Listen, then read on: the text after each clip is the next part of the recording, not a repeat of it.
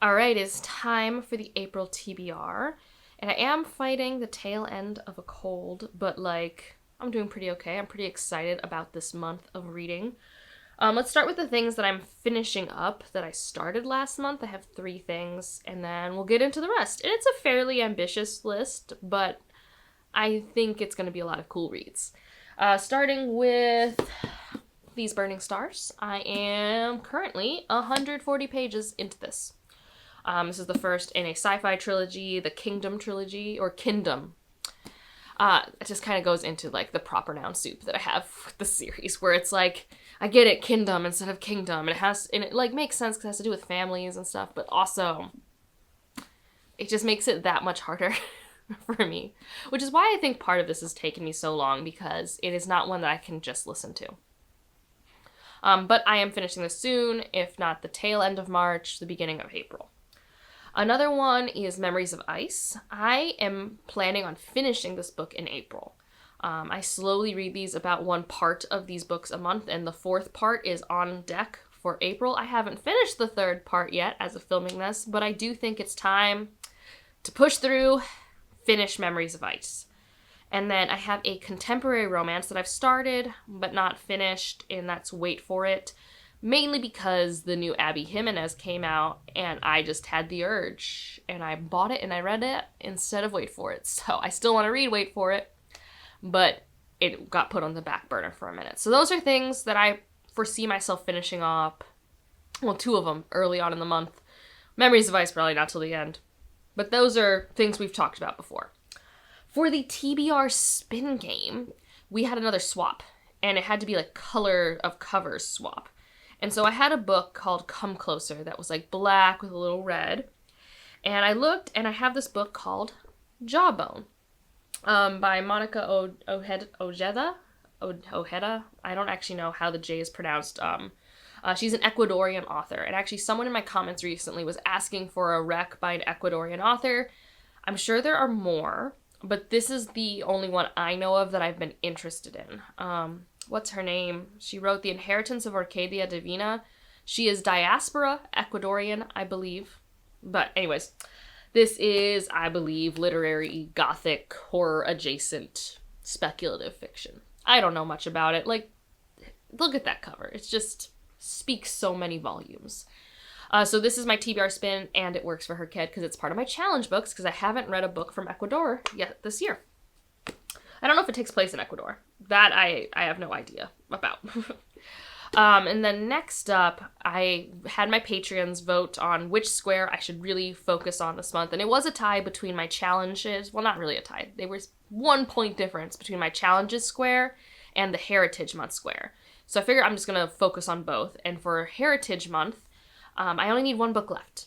And that is the sequel to Shape a Dragon's Breath. So this is To Ride a Rising Storm. This is a continuation of this kind of dragon school book. I don't know if this is going to take place in a school as much. I'm unsure. But our main character became a dragon rider, and she is from the indigenous culture, but has to follow kind of more of the occupier rules so that things don't get out of hand. And so that's what she was doing in the first book. And I'm curious to see how the politics and the relationship buildings continue in the second book. It also has very cool chemistry-based magic, which I have personally never really seen before and think is incredibly cool. Next up, I just decided that I need to bite the bullet and pick this up. So I brought it from downstairs, upstairs, and that is Cytonic. I own this and Defiant in hardcover. I have never read it. Oh, wow. She's stiff because I have never opened her. How many pages is this? It is about 400 pages. I wish I could just get access to the audiobook. And, I do have Audible, but I don't think I like this series enough to use a credit on it. So why is this Audible exclusive? I don't know.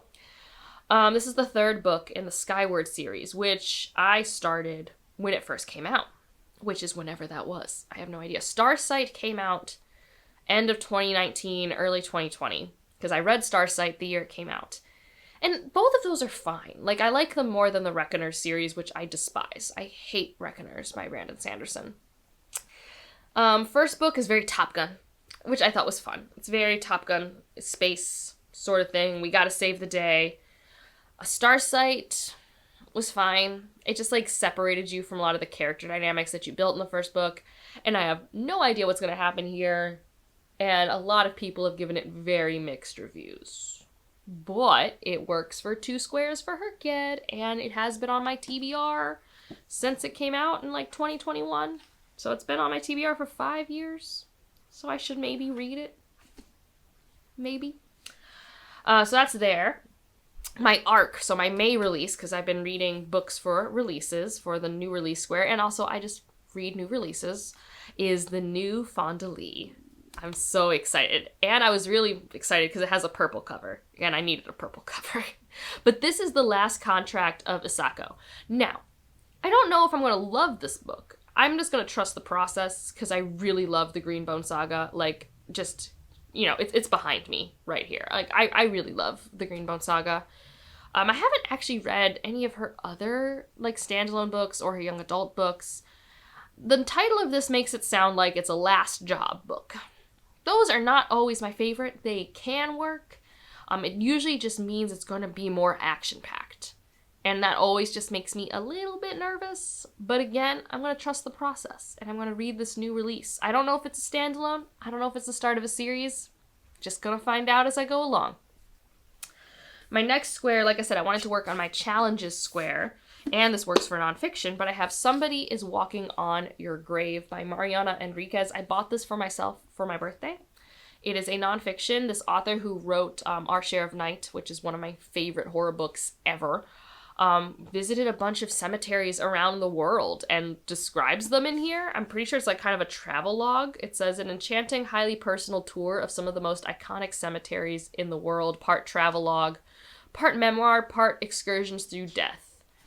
So, yeah, I mean, I'm pretty sure she goes to New Orleans, because if you haven't heard, like, the New Orleans ones are stunning. But we are in Argentina, Basque Country, Australia, Chile, Argentina, like I said, New Orleans, Mexico, Peru, Germany, United States. We're in Savannah, Georgia.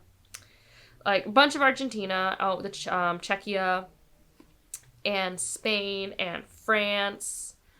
I wonder if it's the catacombs in France. Regardless, it seems really fun. So I'm going to read this for both my nonfiction read, and I haven't put a slot for Argentina yet. So we got, where did I put it? Ecuador and Argentina, and then I only need one more country. So my challenge for my self-square is becoming more manageable, slowly but surely. The last 4 are kind of all over the place. Like, 2 of them I think have plans. So for the second quarter, the book that we picked to read in my Patreon, because I make it for quarters so people can hop in and out as they can, because, like, life's just busy for all of us, but we were picking on a release from last year that we hadn't gotten to yet, and we voted on The Everlasting by Alex E. Harrow. The publisher was kind enough to send me a copy, a finished copy. I am so curious about this book, because I am so kind of miss on Alex E. Harrow, but a lot of people who are miss on Alex E. Harrow really liked this book. Like, I liked The Starling House. I liked the January book. What was it called? The Thousand Doorways or something. The novella was fine, A Spindled Splinter. So I'm curious about this. I think it's somebody writing about a night. It says, a legend, a lie, a love story. I do love the end pages being a map. That's pretty. The production of the book, I'm, like, kind of into. So I don't know if I'll actually get to it this month, but the second quarter starts in April. So this is something that's on my TBR. It's at least short. I don't love sprayed edges. It's 300 pages. I really don't like sprayed edges. It makes the pages stick together. And then when you're reading, it looks weird.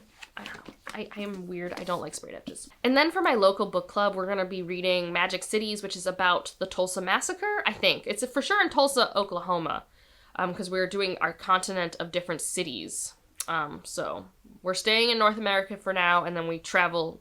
I don't know if we go to Europe next or if we go to Asia next. I can't remember which way around the globe we go. But this is our April read. It was available on Hoopla, so I'm excited to get to it from that. I don't know a lot about it. It's a 10-hour audiobook. I love going to book club. That's it. That's all I need to know. We'll find out what it's about together, but I'm pretty sure it's the Tulsa Massacre. And then these last 2 are just because I want it.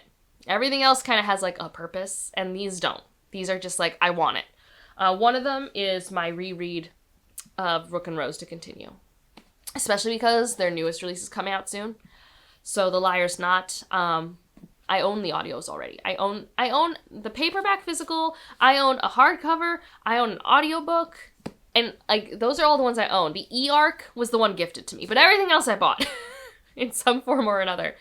And so I am very excited to get back into this. I might even this afternoon. Like, could I read a more productive audiobook while doing yard work? Maybe. Or maybe I could spend time with Vargo. It could happen. And then the other one, so the Nebula list came out. I have my Nebula reaction on the channel. And there were like 2 books in the novel section that I was like, yeah, I'd give that a go. And one of them is Sour Cherry. And so that's one that I am thinking of trying this month if it works out. I think it's horror, and I don't really have like Jawbone might be horror, but might be more literary. Just felt like it'd be fun to switch it up a little bit. I think there's a good range of genre representation here. I think it'll be a good time. March was an extremely good, productive reading month, so I felt like I could go off script just a little bit. And so, yeah, that's what I'm currently thinking of. And it'll probably go off the rails within 3 weeks, but, you know, it's good to have ambitions and goals. This is good because it helps me, like, keep my intentions in mind. What are you going to be reading in April? And yes, I know that the Reddit board will be coming soon, and in a couple weeks, I will have my TBR recommendations and TBR plans for that, because it's Reddit time of year. But otherwise, if you just want to leave an emoji to let me know you're here. Oh, let's leave one of those tombstones for this one. Isn't this such a pretty book? I love the consistent, like, bright colored designs they've been doing for her books, because I own 3 of them, and I can just, like, stack them all next to each other, and it looks so nice. It brings me a lot of joy. But otherwise, like if you liked it, subscribe if you want to, and I'll see you in the next one. Bye.